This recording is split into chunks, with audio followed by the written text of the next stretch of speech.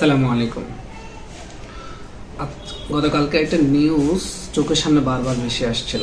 সেই নিউজটা হচ্ছে যে ভারত বিএনপিকে শর্ত জুড়ে দিচ্ছে যে তোমাদের সাথে আমাদের সম্পর্ক খুব ভালো হতে পারে যদি তোমরা জামাতের সঙ্গ ত্যাগ করো।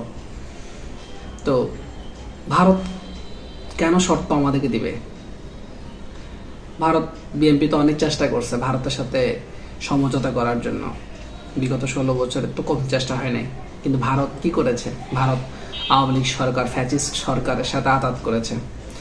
ইভেন কি পরিমাণ বিএনপি জামাতের উপর নির্যাতন করছে সেটা তো আশা করি বিএনপি ভুলে যায় নাই।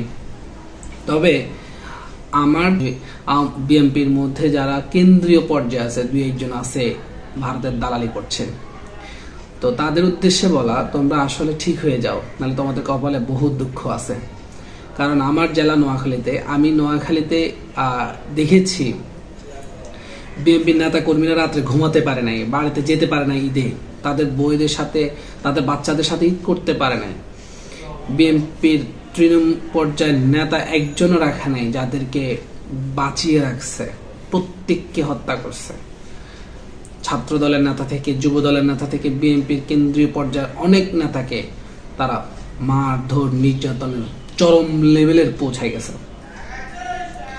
তা আন্তর্জাতিক মানের একটা পত্রিকা যুগান্তর যখন আসছে যে ভারত বলছে যে তোমাদের সাথে আমাদের একটা সম্পর্ক হইতে হবে, কেন আমরা তাদের শর্ত মেনে নিব?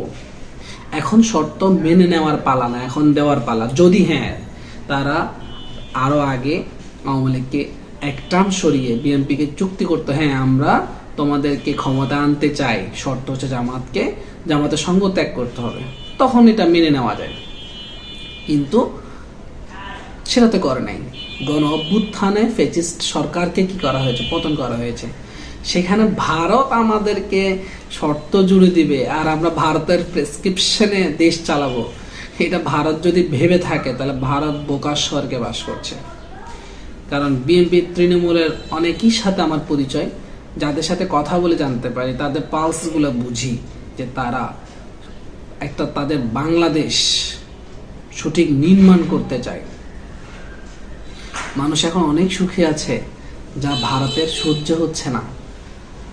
ছোটবেলায় একটা বড়দের থেকে একটা কথা শুনেছিলাম রাজনীতির মাঠে, যে বাংলাদেশের শেরে বাংলা একে ফজলুল হক একটা কথা বলেছিল নাকি, যে ভারত যখন তোমার প্রশংসা করবে যে তুমি ভালো আছো, তুমি রাইট ওয়েতে আছো, তখন তুমি ধরে নিবা যে বাংলাদেশ ভুল ওয়েতে হাঁটছে। আর যখন ভারত বলবে যে তুমি এখন রং ওয়েতে আছো, ধরে নিবা যে তুমি রাইট ওয়েতে আছো। কিছুদিন আগে তারা আমাদের ট্রানজিট বাতিল করে দিয়েছে, তার পাল্টা রিয়াকশন আসছে, তাদের সুতা স্থল বন্দরে আমদানি করা, রপ্তানি করা কি করে দিয়েছে সরকার, বন্ধ করে দিয়েছে। এখন চোখে চোখ রেখে কথা বলার সময় এসেছে, এখন শর্ত মেনে রাজনীতি করার সময় নেই। আর বিএনপির যারা এই কাজগুলো করার চিন্তা করছেন, আপনারা যদি ভেবে থাকেন যে ভারতের সাথে আতাত করে বাংলাদেশকে পরিচালনা করার কোনো ষড়যন্ত্র, কোনো কুচিন্তা যদি আপনাদের মাথায় আসে, তাহলে আপনারা ভুলে যান। কারণ এখন সোশ্যাল মিডিয়ার যুগ, প্রত্যেকের হাতে হাতে মোবাইল আছে, কোথায় কি হচ্ছে না হচ্ছে প্রত্যেকে তা কি করছে, ভিডিও করে ধারণ করছে এবং তা সোশ্যাল মিডিয়াতে ছেড়ে দিচ্ছে। মানুষ এখন হাসিনার আমল নেই যে আপনি বন্দুক ঠেকিয়ে কথা বলবেন আর মানুষ চুপ হয়ে যাবে। কয়জনকে আপনি চুপ করবেন? কয়জনকে আপনি মুখ বন্ধ রাখতে পারবেন? তাই এখনো সময় আছে। যদি দেশ শাসন করার স্বপ্ন থাকে তাহলে দেশের মানুষের পালস বোঝেন। বিএনপি কথায় কথায় একটা কথা বলে যে জনগণকে, আপনি জনগণের পালস নিছেন? কয়টা জনগণের সাথে আপনি কথা বলছেন? আমি একজন জনগণ, বাংলাদেশের নাগরিক হিসাবে বাংলাদেশের প্রত্যেকটা নাগরিককে আপনি জিজ্ঞাসা করেন, যদি আপনি ভোট নেন তাহলে বেশিরভাগ, যদি 100 জন মানুষ থাকে তার মধ্যে 70 থেকে 80 জন মানুষ বলবে যে ডক্টর ইউনূসকে চাই। কেন চাই? 7-8 মাসের যে পরিমাণ ইমপ্রুভ হয়েছে, রিজার্ভ বেড়েছে, বৈদেশিক বিনিয়োগ আসতেছে। আপনারা কি বলছেন যে নির্বাচিত সরকার তো 16 বছর ছিল, কি হয়েছে দেশে?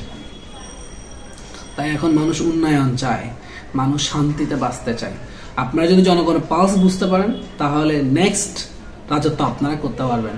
আর যদি আপনারা মানুষের বিপক্ষে হাসিনার মতো কিছু করতে চান, তাহলে আপনাদের কপালেও বেশি দিন লাগবে না হাসিনার মতো পালাতে।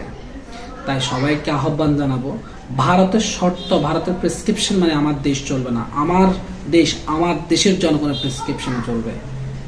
ইনকিলাব জিন্দাবাদ।